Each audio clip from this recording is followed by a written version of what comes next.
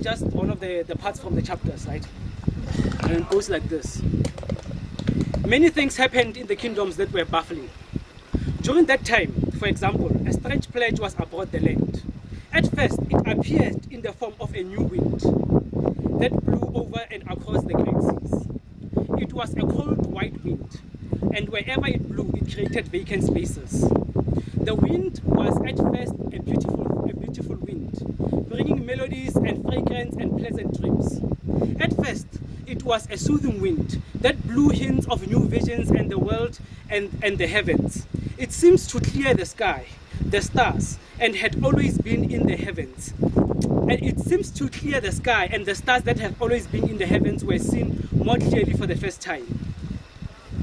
The wind was at first cleansing and fresh and bracing, and it cooled the humid air of the sun-loving land. The white wind brought coolness to the skin and mind, and a window into new ways of being and feeling, and a loving hint of a wider world than suspected, a horizon where dreams of different sorts traveled on the white wind to enrich the dreams of the land. At first, the wind was a thing of wonder, a phenomenon strange and a delightful to behold. It swept through the land, changing the appearance of things, and brought a new light to the bright light of the day and a new light to the brightness and darkness of the night. Then imperceptibly, the nature of the white wind changed. It began to erase that which it passed over or passed through. The white wind began to erase hills and valleys. It erased the memories of people. It erased villages and towns, forests and gold mines, and rivers and animals and flowers and the whole portion of the land. Slowly, mysteriously, things began to disappear. The weather changed, the seasons were altered, song became to vanish, artworks from the tribes evaporated into the white wind. Then, most strangely of all, the gods began, one by one, to be erased from the enduring pantheon of the kingdom. No one noticed this phenomenon. No one noticed this momentan silence of an event for a long time. And the silence of the god was taken as a sign of tranquility, of good fortune, of harmony, and the plenitude in the land. And so, no one noticed when the gods began to vanish from the visible and invisible pantheon, erased by the white wind. It was impossible to tell which gods went first, which gods vanished first.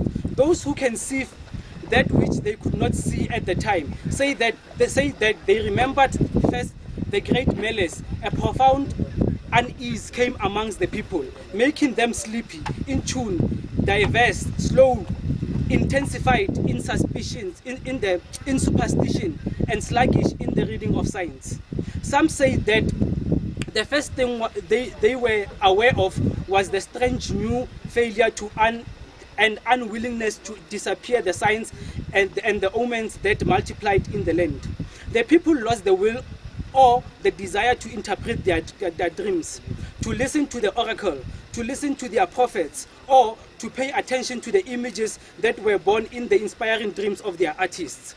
The people no longer listened and no longer interpreted, and this should have been noticed at the time. For the land was always rich in significance, in signs and wonders, in omens, in warnings, in hints and dreams and messages from the stars, the gods and the ancestors.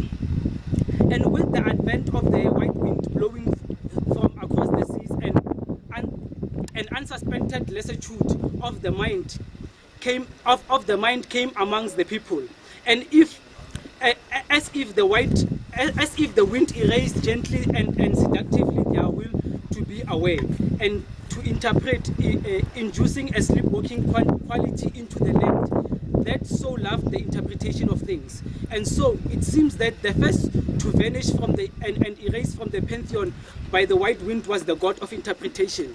Such an important and oddly descended god, never fully noticed at the best of time, silently vanished and no one noticed.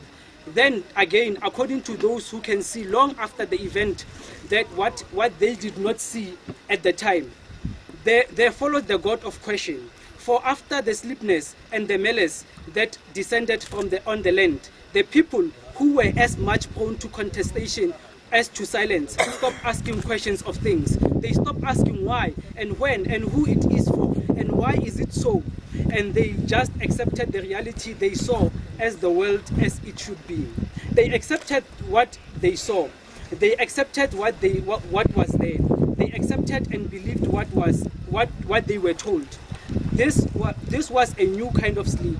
It was a sleep of the mind. A sleep brought on when the white wind, in its sweetness and its enchantment, seduced the silence and lulled the spirit of the people into dozing.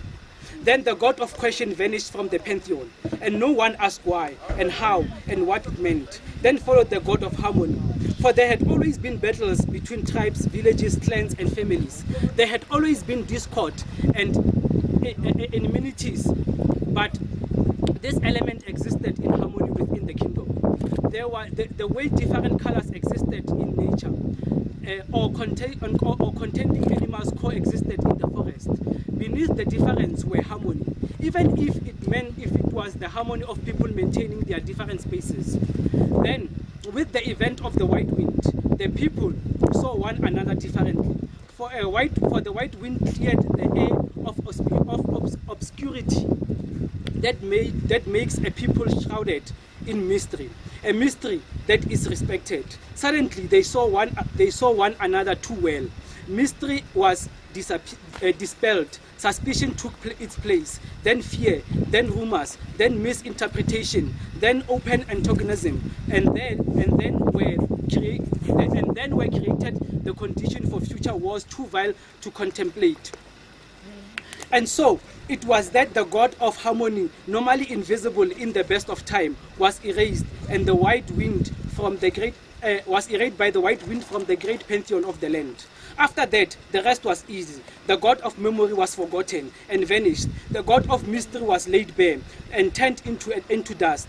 The god of love was defiled and passed into the air. The god of thunder became a murmur. The god of sacrifice perished at the altar of change. All the mother gods and the goddesses of women fell into silence and became cult practice in hiding, in lowly conditions. And even the great god, the father god, succumbed to the etiolation of the white wind and proved the easiest to efface on account of his great seriousness. The white wind made him seem ridiculous and unlikely, and soon no one believed in him. And when the people stopped believing in the Father God, he seemed useless and without effect, and then was forgotten and became only a shadow of memory. His form occupied by another notion that came in the wake of the white wind. The people were to pay a great price.